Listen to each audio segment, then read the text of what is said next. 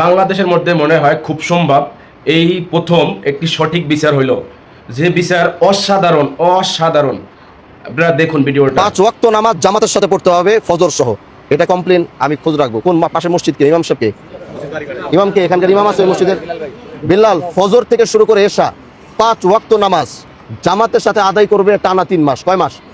এর মধ্যে একদিন ফজরের জামাত যদি মসজিদে উপস্থিত না হয়, ওটা আপনি লেখা রাখবেন, মনে থাকবে। ভিডিওটা দেখে যাবেন এবং শেয়ার করে দিবেন। হ্যাঁ, ফজর থেকে নিয়ে এশা 5 ওয়াক্ত নামাজ জামাতের সাথে টানা 3 মাস। কয় মাস? টানা 3 মাস। একদিন মিস হবে, একদিনের হাজিরা আমি রাখবো, খবর রাখবো। ওই একদিনের শাস্তি হবে।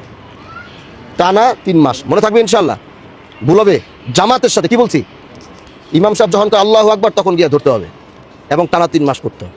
তারপরে কি করতে হবে? অসাধারণ বিচার করলো। এমপি সাহেবকে স্যালুট জানাই, আমি আমার তরফ থেকে এমপি সাহেবকে স্যালুট জানাই। অসাধারণ সে বিচার করলো।